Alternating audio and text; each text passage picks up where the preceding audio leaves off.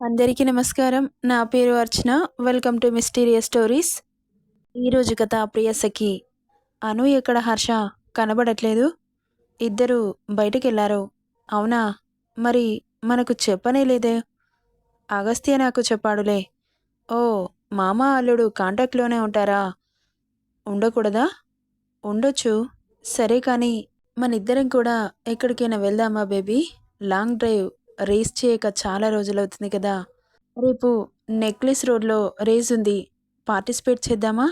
బాబోయ్, మీరు ఇంత ఏజ్కి వచ్చినా తమరి అడ్వెంచర్స్ మానుకోరా? బ్లడ్లో ఉన్నది ఎలా పోతుంది? అస్సలు మానుకోను. వాళ్ళని ఇంటికి పంపించేసి మనం రేపటికి కావలసిన థింగ్స్ తీసుకొని ఇంటికెళ్దాం. పద అనగానే, రేపు కావలసిన థింగ్స్ అంటే? అదే బేబీ, నువ్వు చీరలో నాతో రైడింగ్ వస్తే ఏం బాగుంటుంది చెప్పు. నీకు జీన్స్ టీషర్ట్ తీసుకుందామని అనగానే నోరు తెరిచి షాకింగ్గా చూస్తూ ఉంది. ఏంటి పాప అలా చూస్తున్నావు? వామ్మో, మీ కోరికలను వింటుంటే భయమేస్తోంది. అస్సలు భయపడకు. Enjoy the day. ఓకే, పద అంటూ తీసుకెళ్తుండగా, ఎక్కడికి అంటుంది. చెప్పాగా షాపింగ్ అని. నేను అలాంటివి వేసుకోను హర్ష. ఈ ఏజ్లో అలాంటివి వేసుకుంటే చూసేవాళ్ళేమనుకుంటారో. ఏమన్నా అనుకొని వాళ్ళని మనం ఎందుకు పట్టించుకోవడం? వాళ్ళేమనుకుంటారో వీళ్ళేమనుకుంటారో అని మన హ్యాపీనెస్ని ఎందుకు దూరం చేసుకోవాలి? అయినా నీకు ఎన్నోసార్లు చెప్పాను ఎవరిని పట్టించుకోవద్దు అని. మళ్ళీ పదే పదే అలాంటివి చెప్పి నాకు బీపీ పెంచగో. పద, నా బేబీతో రేస్లో పార్టిసిపేట్ చేయాలనుంది అంతే. నీ ఇష్టంతో నాకు పని లేదు. మీరు ఇంటికెళ్ళండి, నాకాస్త పనుంది, చూసుకొని వస్తాం అని చెప్పి అక్కడి నుండి షాపింగ్కి వెళ్ళారు. ఇది వేర్ చేసిరా అంటూ తను సెలెక్ట్ చేసిన డ్రెస్ని అంజు చేతిలో పెట్టాడు. దాన్ని చూసిన పాప కళ్ళు పెద్దవయ్యాయి. వామ్మో, ఇదేంటి హర్ష, ఇంత చిన్నగా ఉంది. ఎక్కువ చేయకో. నాకు ఏం తీసుకోవాలో తెలుసు కదా. నువ్వు వేర్ చేసిరా పో, నీకే తెలుస్తుంది అంటూ అంజు చేతిలో పెట్టగానే ఇక చేసేది లేక వాటిని తీసుకుని ట్రయల్ రూమ్కెళ్ళి డ్రెస్ వేర్ చేసి బయటకొచ్చింది. హర్ష, లుక్ ఎట్ మీ అన్నది. తల తిప్పి చూసిన అతనికి ఒక్కసారిగా కళ్ళు చెదిరిపోయాయి. అంజు అలాంటి డ్రెస్లు వేసుకోక చాలా రోజులవడంతో అన్‌కంఫర్టబుల్‌గా ఫీల్ అవుతూ డ్రెస్‌ని కిందకి అడ్జస్ట్ చేసుకుంటూ ఇబ్బందిగా ఫీల్ అవుతుంటే వైట్ టీ షర్ట్‌కి బ్లాక్ బ్లేజర్ తీసి అంజుకి తొడుగుతాడు. అలా తొడగ్గానే ఆశ్చర్యంగా చూస్తూ ఉంది. ఏంటి అలా చూస్తున్నావు? ఇది ఎప్పుడు తీసుకున్నారు? ఇందాకే తీసుకున్నాను. ఎలా ఉంది? Are you comfortable or not? Yes Harsha, I am very comfort now. Okay, పద. ఏంటి ఇలాగివ్వచ్చేనా? ఏ, వద్దా? ఛీ, సిగ్గులేదు నీకు. రేస్ నైట్ ఉంటుంది కాబట్టి ఓకే చెప్పా. ఈ డే టైంలో ఇలాంటివి అస్సలు వేసుకోను అంటూ పరుగున ట్రయల్ రూమ్కి వెళ్ళి డ్రెస్ చేంజ్ చేసుకుని బయటకొచ్చింది. ఇక పద అంటూ అక్కడి నుండి బయలుదేరారు. బిల్ పే చేసి కార్లో కూర్చున్నారు. కార్లో తిరిగి తిరిగి బోర్ కొడుతుంటే, ఇప్పటి నుండి బైక్ పైన ఆఫీస్కి వెళ్దాం అనుకుంటున్నాను. మీరు రోజు రోజుకి చాలా చిన్నపిల్లాడిలా మారిపోతున్నారు. నాకు పెరిగింది ఏజ్ మాత్రమే, నా ఆలోచనలు కాదు అంటూ కార్ని స్పీడ్గా డ్రైవ్ చేస్తుంటే, ఎక్కడికి? మనం వెళ్ళాల్సింది అటు కదా. చెబుతాను, కాసేపు ఆగు అంటూ ఓ 20 మినిట్స్కి ఓ దగ్గర ఆపాడు. అక్కడ ఎదురుగా చూసిన అంజు కళ్ళు పెద్దవయ్యాయి. చాలా ఎగ్జైటింగ్గా కారు దిగి పరుగున వెళ్ళింది. Football ground. మొట్టమొదటిసారి అంజుకి ముద్దు పెట్టిన గ్రౌండ్. ఆ జ్ఞాపకాలన్నీ ఒక్కోటి నెమరు వేసుకుంటూ గ్రౌండ్లో తిరిగి తిరిగి చూస్తూ ఉంటే ఆమె కళ్ళు చెమ్మగిల్లాయి. ఆ హ్యాపీనెస్ని హర్ష హ్యాండ్స్ ఫోల్డ్ చేసుకొని ఆమెనే చూస్తూ ఉండిపోయాడు. అక్కడ ఫుట్బాల్ ఉండడంతో దానితో ఆడుతూ ఈ ప్రపంచాన్ని మరిచిపోయింది అంజు. ఆమెకెంతో ఇష్టమైన ఆట. హర్ష మెల్లగా ఆమెను చేరి దగ్గరగా వచ్చి వెనక నుండి హత్తుకొని మెడవంపులో తలపెట్టి how is it and how is your feeling అన్నాడు హస్కీగా. It's very beautiful place. I like more and more. I am very happy. Thank you Harsha, thank you so much అంటూ అతని వైపుకు తిరిగి, నిన్ను కలిసినప్పటి నుండి నా లైఫ్ని మార్చేశావు. I am really lucky. ఈ ప్రపంచంలో అందరికంటే చాలా అంటే చాలా అదృష్టవంతురాలని ఎవరున్నారు అంటే నేను ఒక్కదాన్నే కావచ్చు. ఎన్నో సంతోషాలని అద్భుతాలని నా కళ్ళకి కట్టినట్లు చూపించావు. Really love you more and more అంటూ అతడి నుదుటిన ముద్దు పెట్టింది. ఏమిచ్చి నీ రుణం తీర్చుకోవాలి? నీకోసం నా ప్రాణాలర్పించిన నీ రుణం తీర్చుకోలేనేమో అంటున్న ఆమె పెదాలపై వేలు పెట్టి, ఈ హ్యాపీనెస్‌లో ఎందుకు పిచ్చి మాటలు మాట్లాడతావు? నువ్వెప్పుడు ఇలా అనంతమైన సంతోషంతో ఉంటే నేను ఇంకా ఎక్కువ రోజులు బ్రతుకుతాను. ప్లీజ్ హర్ష, అలా మాట్లాడకు. నువ్వు నాతో ఉన్నన్ని రోజులు నేనెప్పుడూ హ్యాపీగానే ఉంటాను. బాధ అనేది నువ్వు రానివ్వవు కదా! ఎవరికైనా కష్టాలు, సుఖాలు రెండూ ఉంటాయి. బట్ నా లైఫ్‌లో మాత్రం సుఖాలు తప్ప కష్టాలకు తావు లేకుండా చేశావు అంటూ గట్టిగా అతన్ని కరుచుకుపోయింది. ఎక్కడైతే ఫస్ట్ టైం హర్ష ఆమెకు ఇష్టం లేకుండా ముద్దు పెట్టాడో అదే ప్లేస్‌కి చెయ్యి పట్టి తీసుకెళ్ళి ఈసారి అంజు హర్ష పెదాలని అందుకొని గాఢంగా ముద్దు పెట్టింది. ఎంతలా అంటే ఎలాంటి వర్డ్స్ లేవు రాయడానికి, అంత ప్రేమగా చెమ్మచేరిన కళ్ళతో ముద్దు కంటిన్యూ చేస్తూ అలా ఎంతసేపు అతని ప్రేమకు బానిస అయ్యి హయ్యెస్ట్ 15 మినిట్స్ కంటిన్యూ చేస్తూనే ఉంది. ఆమె నుండి అలాంటి రియాక్షన్ ఎక్స్‌పెక్ట్ చేయలేదు హర్ష. ఆమె ఎంత భావోద్వేగానికి లోనైందో ఆ ముద్దులో తెలుస్తోంది. ఆమె అంతులేని ప్రేమని అలా తెలుపుతుంటే మనసుకి చాలా సంతోషంగా అనిపించింది హర్షకి. ఇక ఈ ఊపిరి భారమవుతుందని వదిలిందే కానీ అసలు వదలాలని అనిపించలేదు ఆ క్షణం. నాకు ఎన్ని జన్మలున్నాయో అన్ని జన్మలకి నువ్వే నా భర్తగా రావాలి. ఒకవేళ అలా కాదని వేరే భర్తని ఇస్తే మాత్రం నేను వెంటనే చచ్చిపోతా. నాకు నువ్వు తప్ప ఎవరు భర్తగా రావడానికి వీల్లేదు. దేవుడితో గొడవ పడైనా సరే నువ్వే నాకు భర్తగా రావాలని కోరుకుంటాను. నీ స్థానం ఎవరికీ ఇవ్వదలుచుకోలేదు. ఎస్ బేబీ, మీ టూ. ఒకవేళ కాదని ఇచ్చాడో ఆ జన్మ నాకొద్దని చెబుతాను అనింది ఇన్నోసెంట్ ఫేస్ పెట్టి. అలా చెబుతున్నప్పుడు ఆమె ఫేస్ ఎంత క్యూట్‌గా ఉందో కళ్ళ నిండా చూసుకొని మనసు నిండా నింపుకున్నాడు. అలా గ్రౌండ్‌లో ఎంతసేపున్నారో తెలీదు. వాళ్ళు ఆ రోజు ఆడిన ఆట, కోచ్ అంజుతో మిస్‌బిహేవ్ చేసిన సంఘటన అవి గుర్తు చేసుకుంటే మనసెందుకో భారంగా మారిపోయింది. అలా ఒక్కసారిగా డల్ అయిన అంజుని చూసి, ఏమైంది బేబీ? ఎందుకలా డల్ అయిపోయావు? ఏం లేదు హర్ష. ఆ రోజు గనక నువ్వు రాకపోయుంటే నేను ఏమైపోయేదాన్నా అని ఆలోచిస్తున్నాను. మనం ఎప్పుడూ మన హ్యాపీ మూమెంట్స్ మాత్రమే గుర్తు చేసుకోవాలి. కానీ సాడ్ మూమెంట్స్ కాదు. అవి మన మైండ్‌లో కూడా ఉండకూడదు. పూర్తిగా తొలగించేయాలి. అవి గుర్తు చేసుకుంటే బాధ తప్ప ఇంకేం మిగలదు. అవే హ్యాపీ మూమెంట్స్ అయితే మనసుకి ఎంతో హాయిగా అనిపించి ఇంకా ఎక్కువ రోజులు బ్రతుకుతాం. Be happy, don't worry. నీ మొగుడుండగా నీకేం బాధ చెప్పు? నీ మీద పరాయి మగాడి గాలి కూడా సోకనివ్వను. ఎన్ని జన్మలుంటే అన్ని జన్మలు నువ్వు నాదానివి. This properties belongs to me.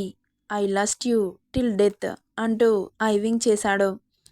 Harsha, I love you చెప్పొచ్చుగా అనగానే ఆమె మెడవంపులోకి చేతిని పోనిచ్చి ఆమె కనుల సముద్రంలోకి అలాగే చూస్తూ ఐబాల్ తిప్పకుండా love you my sweetheart, love you ever and forever అని గట్టిగా హత్తుకున్నాడు. ఇక అలా లోకాన్ని మర్చిపోయి ఎంజాయ్ చేశారు ఆ రోజు. ఇక్కడ ఆరు తల మునకలుగా వర్క్లో మునిగిపోయింది. ఆమెను డిస్టర్బ్ చేయలేదు. హర్షిత్, ఏమైంది? ఈయన గారికి బుద్ధిగా వర్క్ చేసుకుంటున్నారు. ఎప్పుడు ఏదో ఒక వంక పెట్టుకుని ఏడిపించేవారు. అమ్మయ్య, ఎంత ప్రశాంతంగా ఉందో అంటూ సీరియస్గా వర్క్లో మునిగిపోయింది. ఈరోజు ఎలాగైనా వర్క్ ఫినిష్ చేసి ఇంటికెళ్ళాలి. రేపే కెనడా వెళ్తున్నాం. అక్కడ సబ్మిట్ చేయాల్సినవి ఉంటాయి కదా అంటూ వర్క్ చేస్తూ ఉంది. అప్పటికే స్నాక్స్ తీసుకొచ్చాడు ప్యూన్. ఇంత సైలెంట్గా ఎందుకుండబ్బా అనుకుంటూ తలెత్తి అతన్ని చూసిన ఆరు చాలా సీరియస్గా ఉన్నాడు. కళ్ళు కోపంతో ఎర్రగా ఉన్నాయి. అతని వేళ్లు కీబోర్డ్ మీద ఫాస్ట్గా కదులుతున్నాయి. తన ఫేస్ చూడాలంటే భయం వేసింది తనకి. టైం 8 అవుతుండగా డిన్నర్ తీసుకొచ్చాడు ప్యూన్. అక్కడ 2 చైర్స్ మధ్యలో టీపై పెట్టి ఫుడ్ టీపై మీద పెట్టి వెళ్ళిపోయాడు. బాబు వర్క్లో నుండి తల తిప్పలేదు. ఈయనేంటి ఇలా బిహేవ్ చేస్తున్నాడు? అయినా ఈ ప్యూన్ ఏంటి ఫుడ్ పెట్టి వెళ్ళాడు? ఎవరి కోసం? అయినా నేనే చొరవ తీసుకుని ఆయన గారిని పిలవాలా? ఇదేమైనా నేను అరేంజ్ చేశానా? నాకేం అవసరం లేదు అనుకుంటూ మళ్ళీ వర్క్లో పడింది. నెక్స్ట్ సెకండ్లో గ్లాస్ టేబుల్ బల్లున పగిలింది. సౌండ్కి కళ్ళు చెవులు గట్టిగా మూసుకొని భయంతో వణికిపోతూ ఉంది ఆరు. మెల్లగా కళ్ళు తెరిచి చూసిన ఆమెకి హ్యాండ్స్ ఫోల్డ్ చేసుకుని షార్పుగా తననే చూస్తూ కనబడ్డాడు. అతని చూపులకు కానీ శక్తి ఉంటే అక్కడే భస్మమయ్యేది అంత పవర్ఫుల్గా ఉన్నాయి అతని చూపులు. ఒక్క మాట కూడా మాట్లాడకుండా హ్యాండ్ వాష్ చేసుకొనొచ్చి కూర్చుంది. అతను కూడా కూర్చున్నాడు. చూస్తున్నాడే గాని ఫుడ్ ఇద్దరూ పెట్టుకోవట్లేదు. అతని పిడికిలి బిగిసింది. ఎందుకొచ్చిన బాధ అని తనే ఇద్దరికీ సర్వ్ చేసింది. అప్పుడు అతని ఫేస్లో లైట్గా స్కార్ఫ్ అలా వచ్చి ఇలా వెళ్ళిపోయింది. హర్షిత్ తినేసి హ్యాండ్ వాష్ చేసుకున్నాడు. ఆరు కూడా కంప్లీట్ చేసేసింది. అక్కడి నుండి లేస్తే ఆమె చెయ్యి పట్టి మీదకి లాక్కొని ఒడిలో కూర్చోబెట్టుకున్నాడు. అలాంటి చర్యని ఎక్స్‌పెక్ట్ చేయని ఆమె కళ్ళు పెద్దవి చేసి చూస్తూ ఉండిపోయింది. ఆమె పెదవులకి అంటిన ఫుడ్‌ని నాలుకతో లిక్ చేసి ఊరిస్తున్న ఆదరాలని అందుకోవాలని చూస్తుంటే అతను నెక్స్ట్ ఏం చేస్తాడో గ్రహించిన ఆరు అతన్ని దూరం తోసి అక్కడి నుండి వాష్ బేసిన్ దగ్గరికి పరిగెత్తింది. అలా వెళ్ళిన ఆమెను సైడ్ స్మైల్‌తో చూస్తూ ఆరు దగ్గరగా వెళ్ళి వెనక నుండి హత్తుకొని ఆమె మెడ వంపులో పెదవులు నిలపగానే ఒక్కసారిగా ఒళ్ళు జల్లుమంది. Why are you keeping me away అంటూ ఆమె వీపు మీద ఉన్న హెయిర్ని అతని మునివేళ్లతో తప్పించి నున్నగా ఉన్న వీపు మీద ముద్దు పెట్టాడు. అతని స్పర్శకి తెలియకుండానే కళ్ళు మూసేసింది. అతని పెదాలు మెల్లగా ఆమె మెడవంపులోకి తెస్తుంటే తేరుకొని అతన్ని దూరం తోసి డోంట్ టచ్ అని అరిచింది. బాబుకి యాంగర్ పీక్సుకుపోయి ఆమె నడుం పట్టి ఫోర్సుగా లాక్కొని టచ్ చేస్తాను, ఖచ్చితంగా చేస్తాను. నీకు అడిగే రైట్స్ లేవు. నువ్వు అవునన్నా కాదన్నా ఇది నాది, ఇట్స్ మైన్ అంటూ ఆమె చెస్టుపై వేలు పెట్టి చూపిస్తూ ఆమెను దగ్గరికి లాక్కొని కళ్ళలోకి సూటిగా చూస్తూ అన్నాడు. I already told you. నువ్వెక్కువ మాట్లాడి నా టెంపర్ లేచేలా చేస్తే నీ ఇష్టంతో పని లేకుండా మన ఇంటిమెసీ అయిపోతుంది. అస్సలే నిన్ను నాలో కలుపుకోవడానికి ఈగర్లీ వెయిట్ చేస్తున్నా. మళ్ళీ నాకు బీపీ పెంచకో అని అతని చేతిలో ఉన్న నడుం గట్టిగా ఒక నొక్కు నొక్కాడు. అలా నొక్కగానే అబ్బా అనింది. Don't shout. రేపు ఎర్లీ మార్నింగ్ ఫ్లైట్ ఉంది. ఫాస్ట్గా వర్క్ ఫినిష్ చెయ్యి అనగానే ఓకే సార్ అంటూ వెళ్ళి వర్క్లో మునిగిపోయింది. ఆమెని చూసి కన్నింగ్ స్మైల్ ఇస్తూ లాబీలో తలదూర్చాడు. ఆమె చెయ్యి వదిలేసినంత మాత్రానికి అతని మనసు మెలిపెట్టినట్లు అనిపించింది. అంతసేపు అందుకే దూరంగా ఉన్నాడు కానీ అతని వల్ల అవ్వలేదు. After 1 hour sir work is over అంటూ ఫైల్స్ తీసి హర్షిత్ చేతిలో పెట్టింది. వాటిని చెక్ చేసి ఓకే ఇక ఇంటికెళ్దామా అనగానే గుండెల్లో రాయి పడ్డట్లయింది. ఆరుకి ఓకే సార్, మీరు మీ ఇంటికి వెళ్ళండి, నేను మా ఇంటికెళ్తాను అనింది తెలివిగా. అవునా పాపా, నేను మీ ఇంటి దగ్గర నిన్ను దింపదలుచుకోలేదు, మా ఇంటికి తీసుకెళ్దామనుకుంటున్నా. సార్ మీకు చాలాసార్లు చెప్పాను, మీరు నా ఇష్టంతో పని లేకుండా నన్ను ఇలా బాధ పెడితే అస్సలు ఊరుకోను అంటున్న పాప నెక్స్ట్ సెకండ్ గోడకి బల్లిలాగా అతికింది. ఆమెను రెండు వైపులా పిన్ చేసి ఊరుకోక ఏం చేస్తావే అంటూ కళ్ళెగరేశాడు. ఇతనికి భయపడితే ఇలాగే భయపట్టిస్తాడు అని ధైర్యాన్ని కూడా తీసుకొని అతని చేతిని విడిపించుకోవడానికి ట్రై చేస్తుంటే అతని ఐరన్ హ్యాండ్స్లో చిట్టెలుకలాగా నలిగిపోతున్న చెయ్యి విడిపించుకోలేదు. ఏం చేస్తానంటే చంపేస్తా అనింది అతని కళ్ళలోకి చూస్తూ.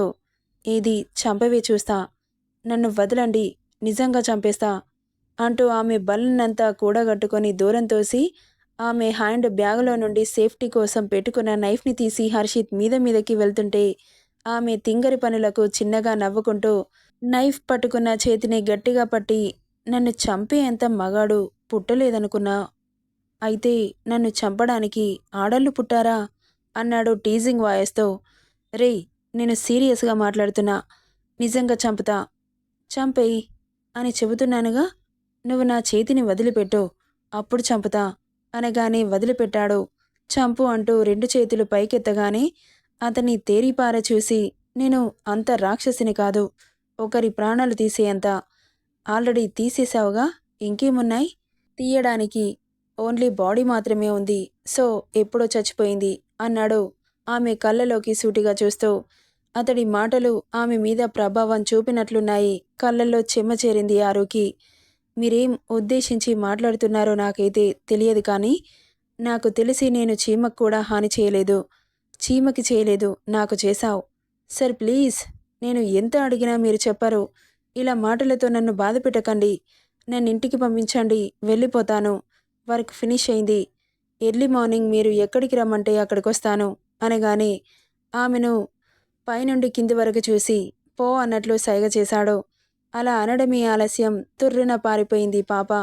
వెళ్ళిన ఆమెని చూస్తే ఈవిల్ స్మైల్ ఇస్తూ ఇంకాస్త వర్క్ పెండింగ్లో ఉండడంతో మళ్ళీ ల్యాపీలో తలదూర్చాడు. నెక్స్ట్ పార్ట్లో ఏం జరుగుతుందో చూద్దాం. ఈ స్టోరీ ఎలా ఉందో కామెంట్ చేయండి guys. Thank you for listening.